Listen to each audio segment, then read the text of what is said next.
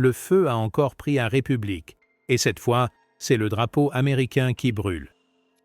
Le feu a de nouveau pris au cœur de Paris, et cette fois, ce n'est pas une voiture qui brûle, mais le symbole même de la puissance américaine. Ce samedi 3 janvier 2026, sur la mythique place de la République, une foule en colère, serrée autour de la statue de Marianne, a fait quelque chose que beaucoup n'oseraient jamais imaginer. Mettre le feu à un drapeau des États-Unis, là, en plein centre de la capitale française. Dans un climat lourd, presque irrespirable, les manifestants ont voulu envoyer un message clair à Washington et au monde entier, une soirée qui bascule dans le chaos. Au début, ça ressemblait à un rassemblement classique parisien, des drapeaux, des pancartes, des slogans contre la guerre, contre l'ingérence, contre les impérialistes. On connaît la chanson, mais très vite l'ambiance change. Les regards se durcissent, les discussions deviennent plus tendues. On sent, dans l'air froid de la soirée, quelque chose de plus sombre qui se prépare. Sur la place de la République, ce n'était pas seulement un cortège de gauche comme on en voit souvent. C'était une colère concentrée contre une nouvelle intervention militaire des États-Unis, cette fois au Venezuela. Et pour beaucoup, c'était la goutte de trop. Paris, la rue et la colère qui ne s'arrêtent jamais. Il faut dire que Paris a une longue tradition de manifestations. Quand ça explose ici, ce n'est jamais totalement par hasard. La place de la République n'est pas juste un point de rendez-vous, c'est un symbole. On y vient pour dire non, pour défier le pouvoir, pour montrer qu'on n'a pas peur. Ce soir-là, les manifestants ne criaient pas seulement leur soutien au Venezuela. Ils dénonçaient ce qu'ils voient comme un schéma qui se répète, un pays du Sud, un gouvernement dérangeant, et toujours les mêmes bombes, la même main invisible, la même puissance étrangère qui s'invite et fait la loi. « Ça ne te regarde pas », disent-ils aux Américains. « Restez chez vous. » La France insoumise, au centre de la tempête. Le rassemblement avait été organisé par des militants proches de la France insoumise, ce mouvement politique qui aime bousculer l'ordre établi, se posait en défenseur des peuples opprimés contre les puissances occidentales. Sur les banderoles, on pouvait lire des phrases contre l'invasion américaine, contre l'arrogance de Washington, contre la mainmise des États-Unis sur l'Amérique latine. Mais très vite, une question dérangeante plane. Jusqu'où peut aller la contestation? Est-ce que défendre un pays attaqué par une puissance étrangère doit forcément conduire à glorifier ses dirigeants, même quand ils sont accusés de dérive autoritaire? La figure de Maduro, au milieu du brasier. Car en toile de fond de ce rassemblement, il y a un nom qui divise. Nicolás Maduro. Pour certains manifestants, c'est le symbole d'un pays qui résiste. Pour d'autres, c'est un dictateur qui écrase son propre peuple. La manifestation avait officiellement pour but de dénoncer la capture du dirigeant vénézuélien, comme disent ses opposants.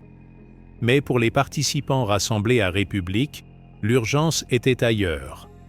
Dénoncer ce qu'ils considèrent comme une énième opération américaine pour renverser un régime qui ne leur obéit pas. Et dans cette tension entre résistance et dictature, un geste va tout faire basculer. Le moment où tout dérape complètement. La scène est rapide, presque irréelle. Au milieu de la foule, quelqu'un sort une grande bannière étoilée. La fameuse bannière à étoiles et à rayures. Certains reculent, d'autres s'approchent. On entendait « Ouais, vas-y » des « Non, faites pas ça ». Il y a quelques secondes de flottement. Puis un briquet s'allume, une flamme fragile au début. On la colle au tissu. Le feu hésite, puis prend. Lentement, puis de plus en plus vite. La bannière américaine commence à se tordre, à se noircir, à se transformer en torche. Et là, c'est comme si le temps s'arrêtait. Dans la foule, des gens filment avec leur téléphone, d'autres applaudissent, certains détournent le regard, mal à l'aise. Ce qui devait être un rassemblement politique devient soudain une scène que beaucoup comparent à celle vue en Iran ou en Irak. Une foule qui brûle la bannière des États-Unis, comme un acte de défi absolu. Entre soutien et malaise profond. Pour les partisans de ce geste, pas de doute, il fallait frapper fort. À leurs yeux, brûler ce drapeau, ce n'est pas s'en prendre aux Américains en tant que peuple, mais à l'État qui bombarde, qui sanctionne, qui intervient partout où cela l'arrange.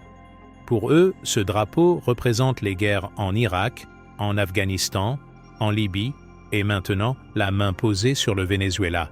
Mais tout le monde ne partage pas cette lecture. Pour d'autres, ce qui s'est passé ce soir-là à République est dégoûtant, d'un indigne, choquant. Comparer Paris à Téhéran ou Bagdad, voir la même image de drapeau brûlé en plein cœur de la capitale française, ça dérange. Beaucoup se disent que la contestation a franchi une ligne rouge. Une image qui marque les esprits pour longtemps. Les images de ce drapeau en flammes, au pied de la statue de Marianne, vont rester. Elles circulent sur les réseaux, tournent en boucle dans les conversations, s'immiscent dans les débats politiques. Certains y voient le symbole d'une France qui a perdu ses repères, d'autres la preuve qu'une partie du pays n'accepte plus de se taire face à la domination américaine. Ce qui est sûr, c'est que ce geste renvoie à des souvenirs brûlants. Les manifestations contre la guerre en Irak, les slogans anti-Bush, les débats éternels sur l'anti-américanisme français. Sauf que cette fois, ce n'était pas seulement des mots, c'était une flamme, un drapeau, en plein centre de Paris. Paris, miroir des colères du monde entier. Pourquoi ce genre d'image frappe autant? Parce que Paris, aux yeux de beaucoup, c'est la ville des droits de l'homme, de la liberté, de la révolution, des grandes idées. Voir une foule brûler un drapeau étranger, quoi qu'on pense des États qu'il représente, bouscule cette image. On se retrouve face à un paradoxe. D'un côté, une tradition de contestation radicale, de soutien au peuple qui subissent des interventions étrangères. De l'autre, une question qui dérange. Jusqu'où peut-on aller au nom de la lutte contre l'injustice? Dans ce mélange explosif, la France ressemble de plus en plus à un théâtre où se rejouent les colères du monde entier. Crises au Moyen-Orient, tensions en Afrique, guerres en Europe de l'Est, et maintenant, bras de fer entre les États-Unis et le Venezuela. Tout finit par se retrouver, un soir, sur une place parisienne. Une fracture qui dépasse largement le Venezuela. Derrière ce geste spectaculaire, il y a aussi un malaise plus large. Une partie de la population ne croit plus aux grands discours officiels sur la démocratie, les interventions humanitaires, les opérations pour restaurer la paix. À chaque nouvelle intervention militaire d'une grande puissance, la méfiance grandit. Pour ces manifestants, la capture de Nicolás Maduro n'est pas une simple manœuvre judiciaire ou politique. C'est un signal. Quand un chef d'État ne se plie pas aux règles du jeu imposées par les plus forts, il finit toujours par être visé, isolé, renversé. Aujourd'hui Caracas, hier Bagdad, avant-hier Tripoli.